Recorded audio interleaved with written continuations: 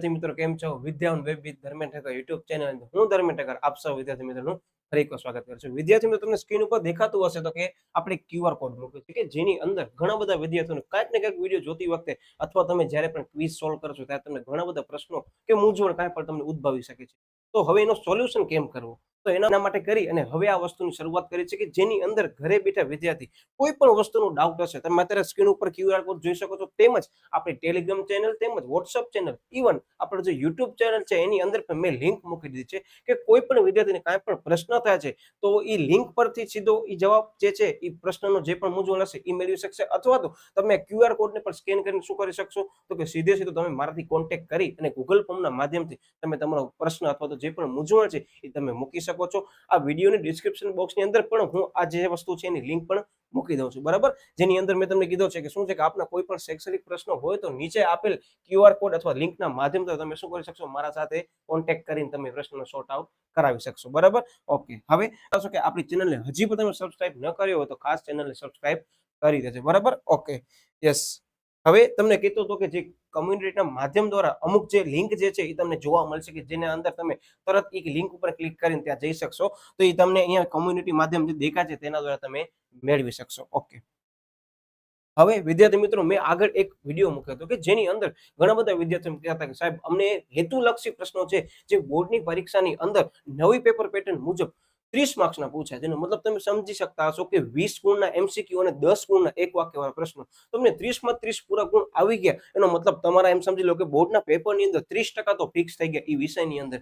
તો એના માટે કરીને મેં એક વિડીયો અપલોડ કર્યો છે કે જેની અંદર વ્યવસ્થિત તમને ખબર પડશે કે આપણી ચેનલ ઉપર આવેલી જે ક્વિઝ છે કેવી રીતે આપવાની છે. એ ક્વિઝ માટે તમને લિંક ક્યાં મળશે તો અહીંયા QR કોડ મેં આપી દીધો છે. આપણી જે પણ સોશિયલ મીડિયાના માધ્યમો છે એનો મેં QR કોડ અહીંયા મૂકી દીધો છે. તમે કોઈ પણ સમયે જ્યારે પણ તમે જોડાવા માંગો છો ત્યારે એને જોડાઈ શકો છો અથવા આની લિંક પણ મેં નીચે મૂકી દીધી છે. Okay, yes. હવે આપણે આજે આગળ વધીએ છીએ અને વાણિજ્ય વ્યવસ્થાના સંચાલનની અંદર ચેપ્ટર નંબર 5 વિદ્યાર્થી મિત્રો બોર્ડના નવા પેપર પેટર્ન મુજબ વિથ જનરલ ઓપ્શન સિસ્ટમ ધ્યાનમાં લેવા જઈને તો ચેપ્ટર નંબર 5 છે ને માત્ર ઈ જ 15 ગુણનો છે. એટલે તમે સમજી શકતા હશો કે બોર્ડની અંદર તમને એમ જ છે કે ભાઈ મને શરૂઆતથી જ ખૂબ જ સારી તૈયારી કરવી છે ને 15% મને ગુણ રોકડા મેળવવા છે તો વિદ્યાર્થી મિત્રો આ જે વિડીયો જોવો છો ને એને છેલ્લે સુધી જોજો અને હું 4 પાર્ટ અપલોડ કરવાનો છું કે જેની અંદર વિદ્યાર્થી મિત્રો નક્કી જ છે કે 4 માંથી એક પાર્ટમાં તમને 100% બોર્ડનો પ્રશ્ન આવશે જ.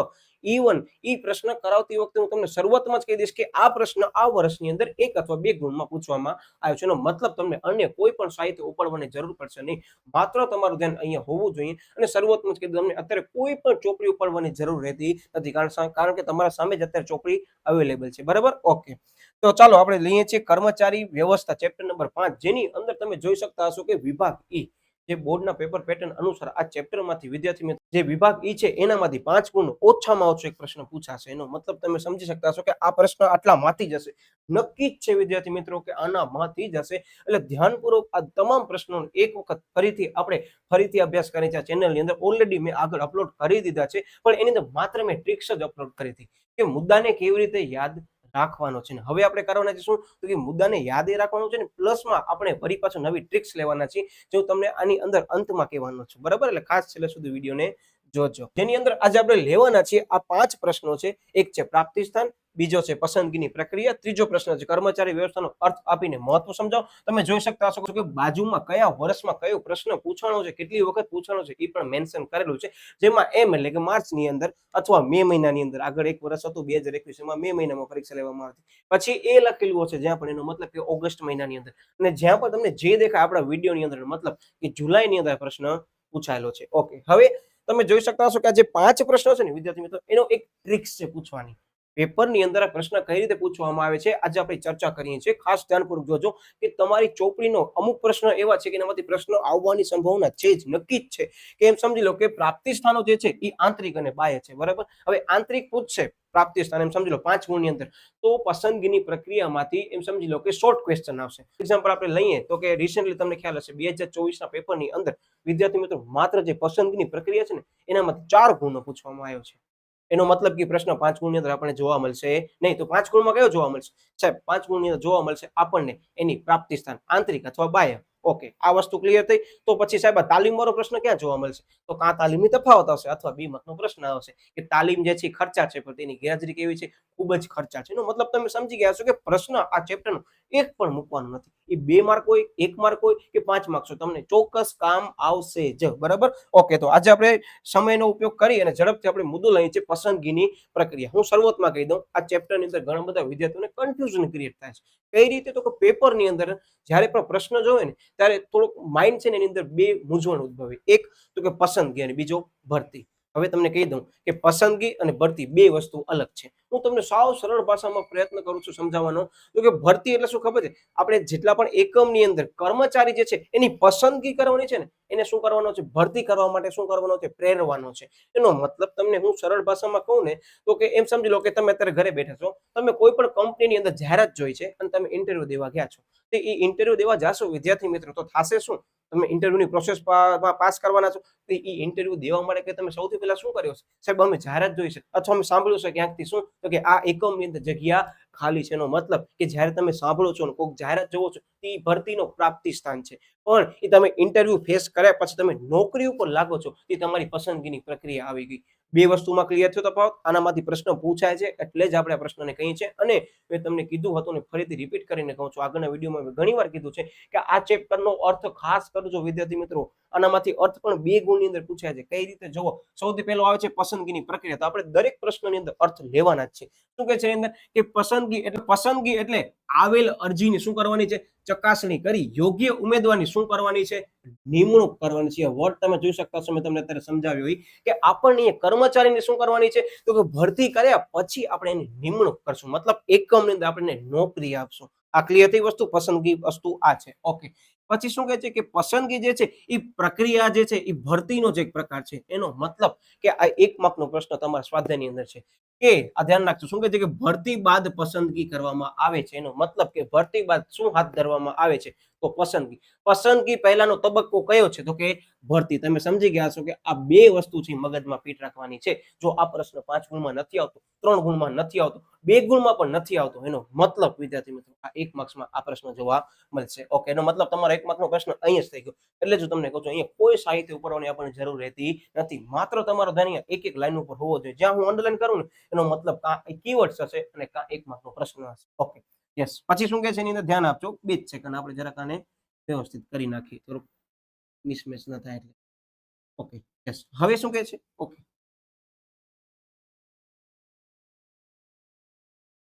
યસ. હવે આપણે લઈએ છીએ એના પછીનો મુદ્દો કે એનો આધાર શેના ઉપર રહેલો છે? વિદ્યાર્થી મિત્રો, માર્ચ 2024 નો પ્રશ્ન આગળ મેં વિડીયો મૂક્યો હતો ને એમાં મેં કીધું હતું કે ધ્યાન રાખજો આ પસંદગીનો આધાર છે ને પૂછાશે. વિચાર કરો 2024 ના પેપરમાં 1 ગુણની અંદર પૂછવામાં આવે જ્યાં MCQ માં તમે ક્યાંય સ્કીપ કરી શકો નહીં. તો મતલબ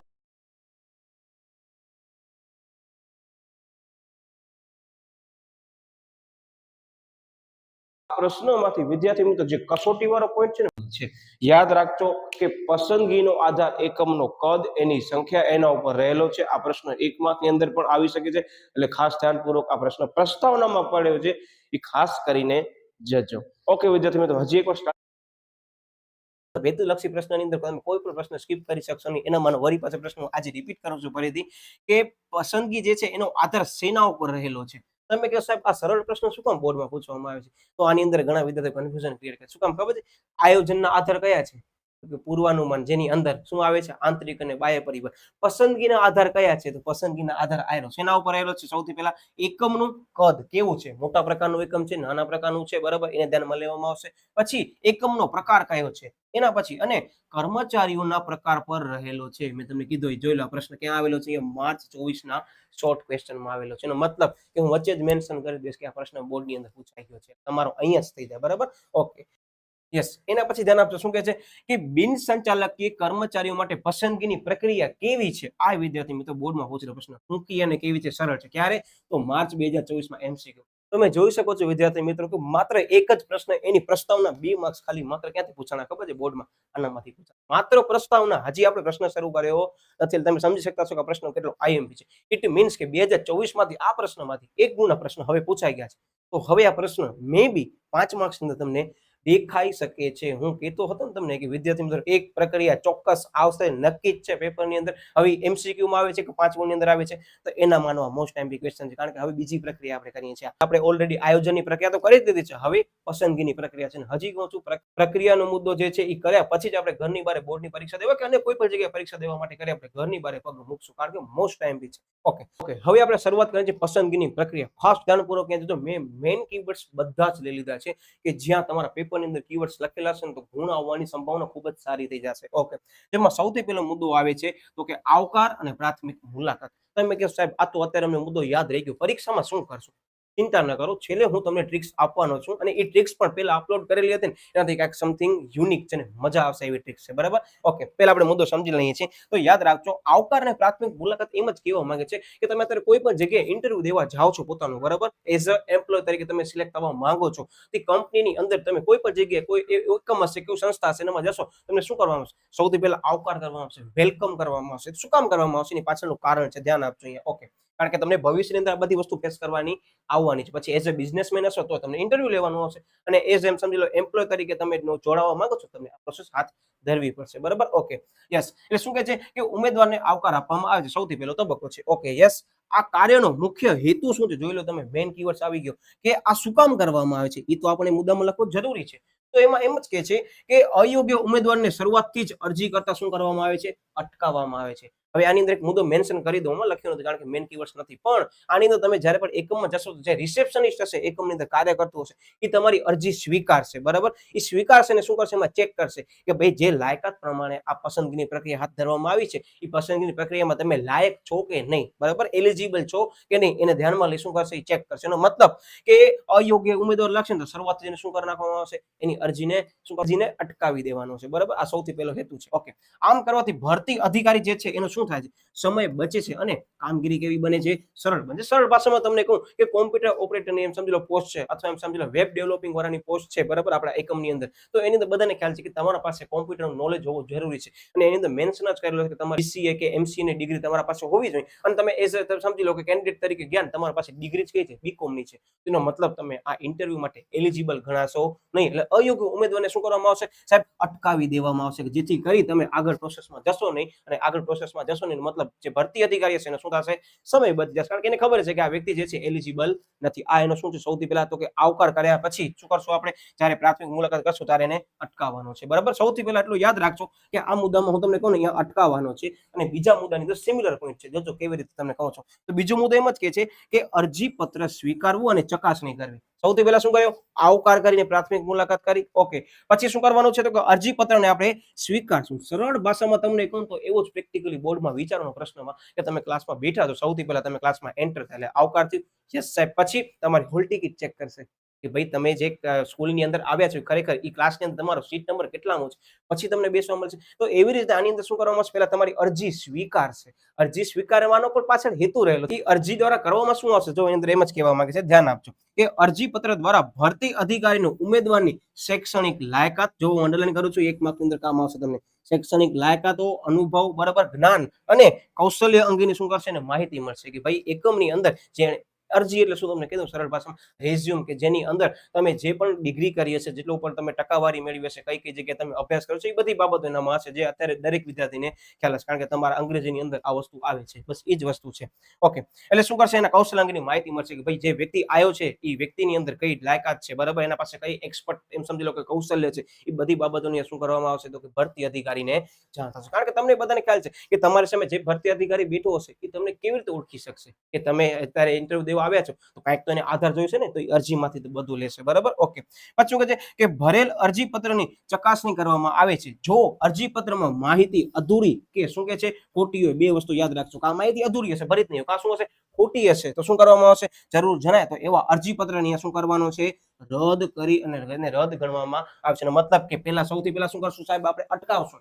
બીજી સ્ટેપની અંદર શું કરશું? એ અરજીને જ આપણે શું કરવાનું છે સાહેબ? એ અરજીને રદ કરી નાખશું. મતલબ કે એ કેન્ડિડેટને આગળ પ્રોસેસમાં હાથ ધરવા જવાનું નથી. બરાબર, આ હતા બે મુદ્દા. Okay, yes. હવે શું કહે છે એના પછીનો મુદ્દો? તો યાદ રાખજો, ત્રીજા નંબરના સ્ટેપ ઉપર હવે આવી ગયા છે, અને તમને કહી દઉં આ મોસ્ટ આઈએમપી છે. આ એમ સમજી લો કે આ પ્રશ્ન ફિક્સ આવે જ છે. તમે છેલ્લા ગમે તેટલા વર્ષનો પેપર ઉપાડશો એનામાં આ મુદ્દો તમને જોવા મળશે જ. હું તમને કહું છું ને કે આ પ્રશ્ન 4 માર્ક્સનો વેટેજ લઈ ગયો છે 2024માં, તો 2 માર્કનો પ્રશ્ન આપણે આગળ કરી લીધા, બરાબર છે. મેં તમને એમસીક્યુ શોર્ટ ક્વેશ્ચન કીધા, અને દર વખતે વિદ્યાર્થી મિત્રો આમાંથી 2 માર્કની કસોટી આવે જ છે. એટલે મેં મેન્શન જ નથી કર્યું કે કયા વર્ષની અંદર કસોટી પૂછવામાં આવશે. જેમ સમજી લો, ઘણી વખત શું કરે છે કે એ લોકો એમસીક્યુમાં પૂછી લે છે, જવાબ આપી દેશે, તમને કહેશે કે આ જે છે કસોટીનો કયો પ્રકાર છે, અને એની પર મેં ટ્રિક્સ આપી છે. બહુ ધ્યાનપૂર્વક સમજજો. શું કે છે એની અંદર, તો કે જરૂરી કસોટીમાં એમ જ કે છે આ ટ્રિક્સની, આ કસોટીઓની ટ્રિક્સ છે મનમાં બુદ્ધિ ધંધામાં રુચિ. સાહેબ આ શું છે મનમાં બુદ્ધિ ધંધામાં રુચિ? તો મન એટલે ક્યાં આવે સાહેબ? મનોવૈજ્ઞાનિક બાબત. સૌથી પહેલી કસોટી કઈ છે? મનોવૈજ્ઞાનિક કસોટી. મનોવૈજ્ઞાનિક કસોટીમાં કઈ કઈ બાબતનો સમાવેશ કરવામાં આવે છે પૂછાય છે. આ પ્રશ્ન જે છે એની અંદર શું કરવામાં આવ્યું કે 2023ના પેપરની અંદર એક વખત એ લોકો જવાબ આપી દીધો અને કીધું કે કઈ કસોટીનો પ્રકાર છે, એનામાંની આ કસોટી છે. 2023ની અંદર ઓલરેડી પૂછાયેલી છે, એટલે ધ્યાનપૂર્વક આપણે અભ્યાસ કરી લઈએ છીએ. ઓકે, શું કહે છે કે મનોવૈજ્ઞાનિક કસોટીમાં આ કસોટી દ્વારા ઉમેદવારનો સ્વભાવ, આત્મવિશ્વાસ અને વલણ તેમજ ટેવનો સમાવેશ કરવામાં આવે છે. સરળ ભાષામાં કહું તમને, પરીક્ષાની અંદર આ મુદ્દાને પ્રેક્ટિકલી વિચારવાનો છે કે આ લક્ષણ આપણી અંદર હોવા જરૂરી છે.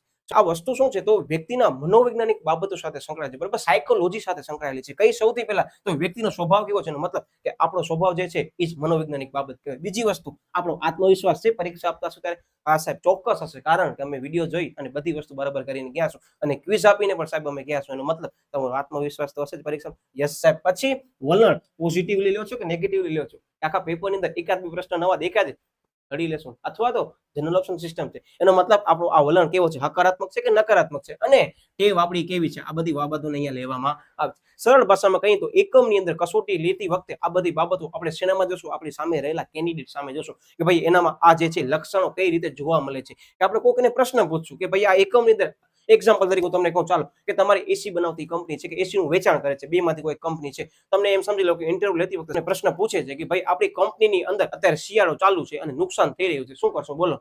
તો તમે શું કહેશો? તમે એમ કહેશો સાહેબ આપણે તો લોસમાં જ ચાલે. તમને એમ કેવું પડે કે સાહેબ આપણે અત્યારે શિયાળો છે એટલે લોસમાં ચાલી છે, કારણ કે અત્યારે એસી જે છે એને ખરીદી કરવાની સંખ્યા કેવી હશે સાહેબ? ઓછી છે. પણ સાહેબ આપણને ઉનાળામાં શું થયો છે સાહેબ? આપણને ફાયદો થયો છે. તો તમારો વલણ શું દર્શાવે છે? તમે પોઝિટિવલી એને આન્સર આપ્યો. એમને કીધું કે ના સાહેબ કંપની નુકસાન કરે છે, તેનું કારણ જે છે એ કંપની પોતે જ હશે. તમે શું કરો? પોઝિટિવલી વાત કરીને સામે એને પ્રત્યુત્તર આપો. એનો મતલબ તમે સમજી શકતા હશો કે આ જે પ્રશ્ન પૂછવામાં આવે ને એની અંદરથી તમારા આ બધા જે લક્ષણો છે ને એ ચેક કરવામાં આવે છે. એટલે હંમેશા તમને કોઈ પણ પ્રશ્ન ઇન્ટરવ્યુઅર પૂછે છે, શાંતિથી તમને જવાબ આપવાનો. તમને ન આવડતું હોય તો તમે શું કહી શકો છો કે હા હું આના પર ધ્યાન આપીશ. તમને ખબર છે કે નેગેટિવલી પૂછે છે તો તમને એવો કોઈ વિચારી અને જવાબ આપવાનો કે જે પોઝિટિવ લાગે. એનો મતલબ કે જ્યારે પણ તમે પસંદગીની પ્રક્રિયા ભવિષ્યમાં જવાના છો ત્યારે કરવાનું શું? શાંતિથી સાંભળવાનો, પછી વિચારવાનો કે આના ઉપર હું પોઝિટિવલી કેમ રિપ્લાય આપું, કારણ કે ક્વેશ્ચન તમને નેગેટિવલી પૂછી શકે છે, બરાબર. આવા ઘણા બધા એક્ઝામ બની શકે છે. આપણે જસ્ટ ફોર એક્ઝામ્પલ આ લીધું છે. એનો મતલબ કે મનોવૈજ્ઞાનિક કસોટી અંદર આ બધી બાબતોનો શું કરવામાં આવે છે? અભ્યાસ કરવામાં આવે છે. ઓકે, મનમાં આવી ગયો. હવે બુદ્ધિ. હવે બુદ્ધિ વખતે હું ઘણી વાર શું કહું ખબર છે મારા વિદ્યાર્થીઓને જ્યારે ભણાવતો ત્યારે, કે બુદ્ધિ ક્યાં હોય ખબર છે? અહીંયા હોય. ને અહીંયા આપણી બધી શું રહેલી હોય સાહેબ? શક્તિઓ રહેલી હોય. કઈ શક્તિઓ? તો આપણે પેપરમાં લખતા હશો ને એ જ શક્તિઓ છે. કઈ રીતે? તો ધ્યાન આપજો. જવાનામાં કે જ છે કે જ્યારે પણ એમ સમજી લો બુદ્ધિ પોતે આવશે, પછી ચપળતા. યસ, હવે બધી શક્તિઓ ચાલુ થશે. મેં તમને કીધું ને, સૌથી પહેલા યાદ શક્તિ, પછી વિચાર શક્તિ, પછી નિર્ણય શક્તિનો મતલબ કે બુદ્ધિની અંદર, બુદ્ધિ કસોટીમાં શું આવશે? તો કે 3 શક્તિ આવશે અને ચપળતા આવશે. આવી રીતે પરીક્ષામાં આપણને યાદ રાખીને જવાનું છે. ટ્રિક્સ મેં તમને કીધી, શું યાદ રાખવાનું? બધી શક્તિઓ બુદ્ધિમાં આવશે. ઓકે, એના પછી આવે છે ધંધાકીય કસોટી અને અભિરુચિ કસોટી. હવે આ બે વસ્તુમાં ઘણા બધા વિદ્યાર્થીઓ કન્ફ્યુઝ ક્રિએટ કરે છે. આપણે ધ્યાનપૂર્વક સમજીએ છીએ. તમારું ધ્યાન માત્ર અહીંયા હોવો જોઈએ. ધંધાકીય કસોટીનો મતલબ ધંધો જે કાર્ય કરે છે એને લગતી કસોટી લેવામાં આવશે. મતલબ કે ઉમેદવારોને જે કાર્ય કરવાનું હોય ને તે અંગે તેનામાં આવડત છે કે નહીં તે જાણી શકાય છે, બરાબર. હવે તમે કે સાહેબ એ આવડત માટે કરીને કેવા પ્રશ્ન પૂછશે? તો મેં તમને આગળ અત્યારે કીધું કે ભાઈ આપણા એકમની અંદર કોઈ પણ એક એવી સિચ્યુએશન મૂકી દેશે અને તમને પૂછવામાં આવશે કે તમે આ સિચ્યુએશન લેશો, તમે કેવી રીતે એને સોર્ટ આઉટ કરશો. જસ્ટ ફોર એક્ઝામ્પલ કે તમારી કંપની જે છે મેન્યુફેક્ચરિંગ યુનિટ છે, એક દિવસની અંદર 1000 યુનિટ બનાવે છે, એનો મતલબ કે 30 દિવસની અંદર સાહેબ 30,000 યુનિટ બનાવે છે. તો તમને પ્રશ્ન એમ પૂછવામાં આવશે કે હવે 35,000 નો આપણે ઓર્ડર આવ્યો છે યુનિટ બનાવવાનો, તમે કેમ કરશો? પછી તમને આ પ્રશ્નનો જવાબ વ્યવસ્થિત આપવો પડે. તો તમે એના પાસે રજૂઆત કરી શકો, સાહેબ હું આ કંપનીની અંદર મારા પાસે જો સત્તા હશે ને જવાબદારી હશે તો સાહેબ હું શું કરીશ? મારા કર્મચારીઓ પાસેથી પણ વધારે કામ કરાવીશ. તમને બીજો પ્રશ્ન પૂછશે, કર્મચારી પાસેથી કેવી રીતે કામ કરાવશો? સાહેબ હું એમને ઓવરટાઈમ કરાવીશ. ઓવરટાઈમ કરાવશો તો શું ચૂકવવું પડશે? સાહેબ અલગથી એમને પેમેન્ટ ચૂકવવું પડશે. તો આવી રીતે કંપનીને સારા સારા પ્રોજેક્ટ મળતા હશે તો તમે કેવી રીતે એ પર્ટિક્યુલર તમે સિચ્યુએશનનો સામનો કરશો એને લગતા પ્રશ્ન પૂછવામાં આવશે. આ પરીક્ષામાં આપણને ઉદાહરણ ક્યાં લખવાના નથી, માત્ર તમને સમજાય એના માટે કરીને જ આપણે ઉદાહરણ અહીંયા લીધા છે. ઓકે, એટલે કે છે કે જે કાર્ય કરવાનું છે તેનામાં એ આવડત છે કે નહીં તે અંગે આપણે જાણી શકશું. ઓકે, ધંધાકીય કસોટી થઈ ગઈ ક્લિયર. હવે આવે છે અભિરુચિ કસોટી. એમાં જ જવાબ છુપાયેલો છે રુચિ. બરાબર, કે તમને જે પણ કાર્ય કરાવવામાં આવે છે એકમ તમે જે કાર્ય કરશો, જે ડેઈલી કરવાના છો, એ કાર્ય કરવા પ્રત્યે તમારો રસ અને રુચિ છે કે નહીં એ ચેક કરવામાં આવશે. મતલબ શું કહેવા માંગુ છું સાહેબ, કે એક્ઝામ્પલ તરીકે તમને ખબર જ છે કે હું જે જગ્યાએ નોકરી કરવાનો છું ઇન ફ્યુચર, બરાબર, જ્યાં ઇન્ટરવ્યુ આપો છો ત્યાં મને કોમ્પ્યુટર પર કામ કરવાનું છે. તો તમને ઇન્ટરવ્યુમાં કદાચ એમ સમજી લો કે વાતચીતમાં પૂછી લેજે કે તમને ટેકનોલોજી સાથે કેવા સંબંધ છે, તમે ટેકનોલોજીની અંદર નવા નવા જે ફેરફારો આવે છે તમે એનો સામનો કેવી રીતે કરો છો.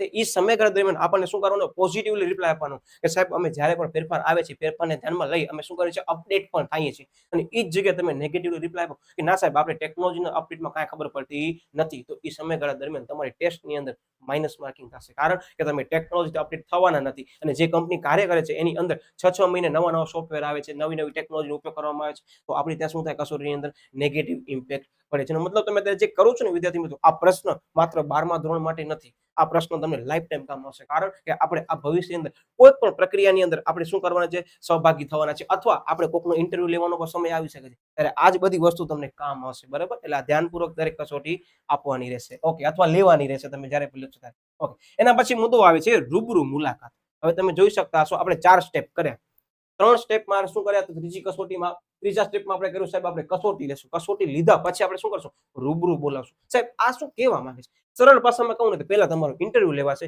બરાબર, તમારી કસોટીઓ લેવાશે, એ કસોટી કર્યા પછી તમને શું કરવામાં આવશે, રૂબરૂ બોલાવવામાં આવશે. હજી તમારી પસંદગી થઈ નથી. ઓકે, તો શું કરે છે કે રૂબરૂ મુલાકાતની અંદર કસોટીમાં જે ઉમેદવાર સફળ પુરવાર થાય છે તેને રૂબરૂ મુલાકાત, શું કહે છે, પસંદગી સમિતિ જે પણ હશે તેમાં વિવિધ નિષ્ણાંતો છે. હવે નિષ્ણાંતોમાં કોણ હશે, તો સૌથી પહેલા યાદ રાખજો કે સંચાલકોના પ્રતિનિધિ, મતલબ સંચાલક પોતે નહીં હતો એના વતી કોઈક પેનલની અંદર બેઠો, સરળ ભાષામાં કહીએ તો આખી પેનલ હશે. બીજો કોણ હશે, તો કે વિભાગીય વડા. શું કામ, કે તમારા એકમની અંદર ઘણા બધા વિભાગો હશે, તો એ જે વિભાગમાં તમને નોકરી મળવાની હશે એ વિભાગનો વડા જે છે, મેન અધિકારી હશે, એ પણ ત્યાં બેઠા હશે તમારો ઇન્ટરવ્યુ લેવામાં. ઓકે, પછી કર્મચારી વિભાગના વડા, જેને આપણે અંગ્રેજીની અંદર ઓળખતા હશું HR એડમિન તરીકે ઓળખવામાં આવે છે. ઘણા બધા એકમો તમે સાંભળ્યું હશે કે આ HR ડિપાર્ટમેન્ટ છે, તો એ શું, તો કર્મચારી વિભાગના વડા. ઓકે, આ બધા લોકોનો સમાવેશ કરવામાં આવે છે. ત્રીજો મુદ્દો શું કહે છે કે કાર્યોને અનુરૂપ અહીંયા શું કરવામાં આવશે, પ્રશ્નો અને મહેનતાણા અને નોકરીની શરતો અહીંયા નક્કી કરવામાં આવશે.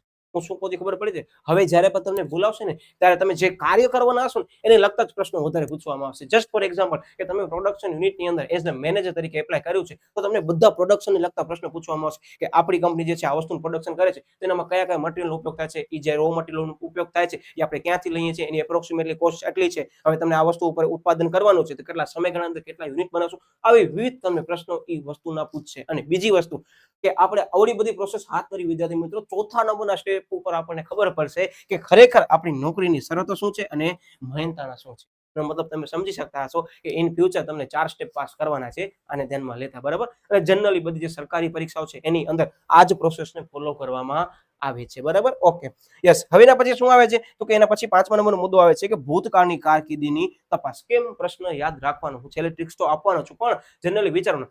કસોટી લીધી, ઓકે, પછી રૂબરૂ બોલાવ્યો. રૂબરૂ બોલાવ્યો એનો મતલબ તમને પ્રશ્ન પૂછતા હશે ને, એ પ્રશ્ન પૂછ્યા હશે, એના પછી શું કરશે, તમે જે એને રિઝ્યુમ આપી હશે તમારી, બરાબર, અરજી આપી છે, એનામાં ચેક કરશે કે ભાઈ જે પણ આ વ્યક્તિ બેઠો છે એને આગળ ક્યાંય અનુભવ લીધું છે તો એનો રેફરન્સ બરાબર છે કે નહીં, રેફરન્સ છે તે કોનો છે, અને મે બી તમારો ક્રોસ વેરિફિકેશન કરશે. શું કામ, તો કે તમે જે અરજી આપી છે, તમે જે અરજીની અંદર અનુભવ લખ્યો છે એ અનુભવ પ્રમાણે ખરેખર તમે એ સમયગાળા દરમિયાન એ કામગીરી એ કંપનીમાં કરી હતી કે નથી કરી એ ચકાસવામાં આવશે. મતલબ તમારી અરજી અને તમારો જે અનુભવ જે હશે એ શું કરવામાં આવશે, ભૂતકાળની કારકિર્દીને ધ્યાનમાં લઈ તમને તપાસવામાં આવશે કે આ વસ્તુ ખરેખર સાચી છે કે ખોટી છે, બરાબર. ઓકે, એટલે કે છે કે ઉમેદવાર હાલમાં જ્યાં કામ કરતો હોય અથવા ભૂતકાળમાં જ્યાં પણ કામ કર્યું હોય, બરાબર, તે એકમો પાસે શું કરવામાં આવશે, ઉમેદવાર અંગેની ખાનગી, યાદ રાખજો, માહિતી મંગાવવામાં આવે છે. થોડોક જે વર્ડ છે એ નીચે આવી ગયો છે, પણ વર્ડ શું છે, તો કે માહિતી શું કરવામાં આવે છે, તો કે મંગાવવામાં આવે છે. સરળ ભાષામાં કહું કે તમે એબીસી કંપનીમાં કામ કર્યું છે, અનુભવ લખ્યો છે એઝ અ પ્રોડક્શન મેનેજર તરીકે, તો એબીસી કંપનીની તમે જેને પણ વ્યક્તિને રેફરન્સ આપ્યો છે ને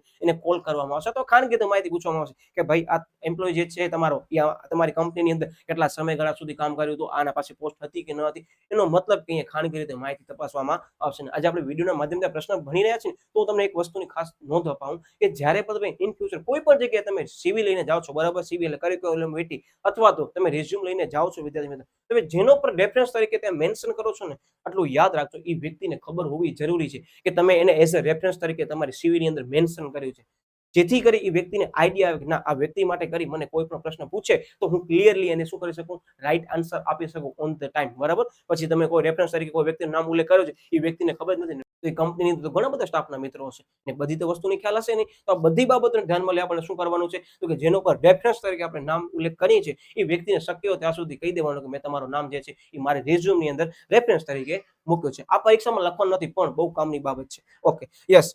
અને શું કરવામાં આવે છે, મંગાવવામાં આવે છે અને અરજી પત્રમાં ઉમેદવારે આપેલ માહિતી સાથે શું કરવામાં આવે છે, સરખાવી અને ચકાસવામાં આવે છે. કારણ કે તમે જે રેફરન્સ તરીકે વ્યક્તિનો ઉલ્લેખ કર્યો છે એને ખબર જ નહીં હોય ને પૂછશે ને મે બી એને ખબર નહીં હોય, કારણ કે ઘણા બધા કંપની અંદર ઘણી બધી બ્રાન્ચો ઘણા બધા સભ્યો હોય. તો એ સમયગાળા દરમિયાન જે પણ વ્યક્તિ આપણા વતી કોલ લગાડશે એ રેફરન્સ સરને, બરાબર, જેનું તમે નામ મેન્શન કર્યું છે તે એની ઇમ્પેક્ટ જે છે આપણી ખરાબ પડે કે એ પણ નથી ખબર કે આ વ્યક્તિ એકમમાં કામ કરીને ગયો છે અથવા કેવું કામ કરીને ગયો છે. એટલે આ બધી બાબતોને શું કરવામાં આવે છે, અહીંયા ચકાસણી કરવામાં આવે છે. ઓકે, હવે એના પછી મુદ્દો આવે છે તો કે મુદ્દા નંબર 7. આ ધ્યાન રાખજો વિદ્યાર્થી મિત્રો, દરેક સરકારી પરીક્ષા હોય ને એની અંદર આ બાબત જે છે એનો ફોલો કરવામાં આવે છે. ઇવન તમે ઘણી બધી પ્રાઇવેટ કંપનીમાં પણ જોબ કરવા જશો ને ત્યારે આ વસ્તુને ફોલો કરવામાં આવે છે. જસ્ટ ફોર એક્ઝામ્પલ કે ટીસીએસ કંપની છે તો તમે ટીસીએસ કંપનીની અંદર જે પણ ઇન્ટરવ્યુની પ્રોસેસ છે, બરાબર, જે સિલેક્શનની પ્રોસેસ છે એમાં તમે ભાગ ભજ્યું, તમે એમ સમજી લો કે 6 સ્ટેપ આગળના ક્લિયર કરી ગયા, તો 7મા નંબરનો સ્ટેપ શું હશે ખબર છે, તમારી તબીબી તપાસ કરવામાં આવશે. હવે તબીબી તપાસ એકમ શું કામ કરે, તમને પ્રશ્ન થતું હશે કે સાહેબ આ વસ્તુ કરવાની જરૂર શું છે. તો તબીબી તપાસની અંદર એવું સાબિત થઈ જાય છે કે જે પણ કર્મચારી એકમમાં કામ કરવાનો છે એ ફિઝિકલી ફિટ છે કામ કરવા માટે. એનો મતલબ કે કોઈ એવી કંપની છે કે જેની અંદર ઘોંઘાટવાળો વિસ્તાર છે તો અથવા તો એમ સમજી લો કે એની અંદર મશીનરીની સંખ્યા વધારે છે, તો એ જો વ્યક્તિની સાંભળવાની શક્તિ ઓછી હોય અથવા એનો બૈરાશનું પ્રમાણ વધારે હોય તો એ કંપની કરવા માટે સક્ષમ નથી. તબીબી તપાસને ધ્યાનમાં લેવામાં આવે તો પછી એવી ઘણી બધી કંપની હશે કે જેમ સમજી લો કે એની અંદર એકદમ એક ક્રાઇટેરિયા બાંધેલો હશે કે આ ફિટનેસ ટેસ્ટની અંદર તમે પસાર થશો પછી જ અમે તમને શું કરશું, નોકરી આપશો. એક્ઝામ્પલ તરીકે ડિફેન્સની એક્ઝામ છે, આવી ઘણી બધી એક્ઝામો છે. અત્યારે તમને જે કરાવું છું મુદ્દો એ ગવર્મેન્ટ એક્ઝામને પણ લાગુ પડે છે, પ્રાઇવેટ સેક્ટરને પણ લાગુ પડે છે. જો એનામાં શું કહેવા માંગે છે તો કે છે કે પ્રાથમિક પસંદગી કરી એકમે નક્કી કરેલ ડોક્ટર, હવે અહીંયા ધ્યાન રાખજો મુદ્દો આવે છે કે જે એકમે નક્કી કરેલા છે તે ડોક્ટર અથવા તે હોસ્પિટલમાં શું કરવામાં આવશે તો કે શારીરિક તપાસ કરવામાં માટે મોકલવામાં આવશે. ઓકે, પછી શું કહે છે કે આ તપાસનો મુખ્ય હેતુ શું છે, એક માર્ક અંદર પૂછે તો યાદ રાખજો કે ઉમેદવારને કોઈ પણ શારીરિક તકલીફ કે ગંભીર માંદગી તો નથી ને તે જાણવાનો છે. મેં તમને કીધું નહીં કે ટીસીએસ કંપની અંદર કદાચ તમે એમ સમજી લો કે એપ્લાય કર્યું છે અને તમારી જોબ જે છે પેલા 6 સ્ટેપમાં તમે પસાર થઈ ગયા, તો 7મા સ્ટેપની અંદર એમ સમજી લો કે એ ટીસીએસ કંપની વાળા જે હોસ્પિટલો સાથે ટાઈઅપ કર્યું છે કે ભાઈ અમારા જેટલા પણ એમ્પ્લોય આવે એનો તમે મેડિકલ ટેસ્ટ કરજો, તો એને શું કરવામાં આવશે, મેડિકલ ટેસ્ટ કરવામાં આવશે અને મેડિકલ ટેસ્ટમાંથી પાસ થશે ને એવા જ ઉમેદવારને શું કરવામાં આવશે, પસંદગી કરવામાં આવશે. ક્લિયર? ઓકે, હવે આવે છે 8મા નંબરનો. શું કહે છે કે નિમણૂક પત્ર. તમે સાંભળ્યું હશે, તમારા કદાચ રિલેટિવની અંદર કોઈ પણ વ્યક્તિ નોકરી લાગુ હશે તેને કહેતો હશે કે મને અપોઇન્ટમેન્ટ લેટર મળી ગયો, મને જોબ મળી ગઈ, ત્યારે એને નિમણૂક પત્ર આપવામાં આવે છે. તો 8મા નંબરના સ્ટેપમાં શું કહે છે, નિમણૂક પત્ર આપવામાં આવે છે, જેની અંદર શું કહે છે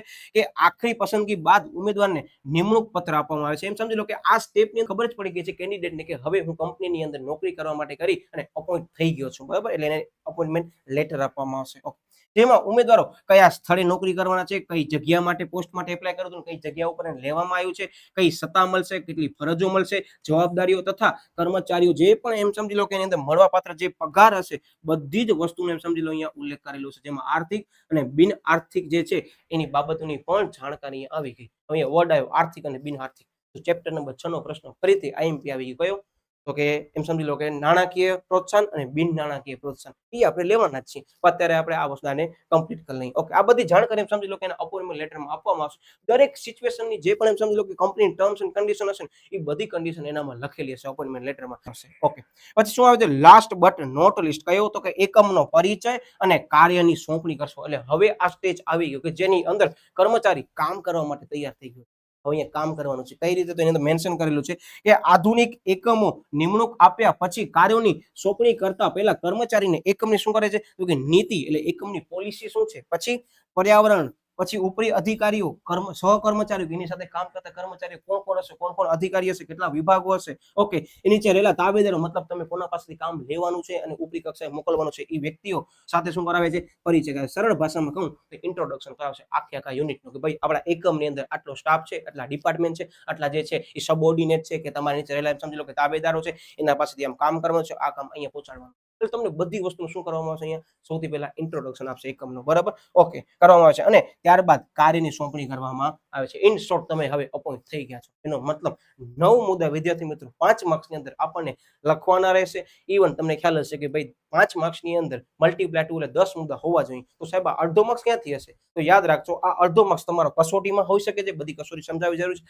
અથવા એ પૂછી લેશે અર્થ ભેગો છે કે પસંદગીનો અર્થ આપી બરાબર તેની પ્રક્રિયા જે છે એ સમજાવો. એટલે વિદ્યાર્થીઓ શું કરે ઝડપમાં સીધો પસંદગી જોવે એટલે સીધા મુદ્દા સમજાવી નાખે. અરે ભાઈ અને અંદર અર્થ પણ પૂછવામાં આવે છે એ ખાસ ધ્યાન રાખજો. Okay yes. અને હવે લાસ્ટ તમે જેની આતુરતાથી રાહ જોઈ રહ્યા સાહેબ એવી તો શું છે ટ્રિક્સની અંદર નવી તમે કીધી તો હવે આ ટ્રિક્સ આખી અલગ બનાવી છે. આગળ ઓલરેડી મેં એક ટ્રિક્સ મૂકી દીધી છે. આ બીજી ટ્રિક્સ છે.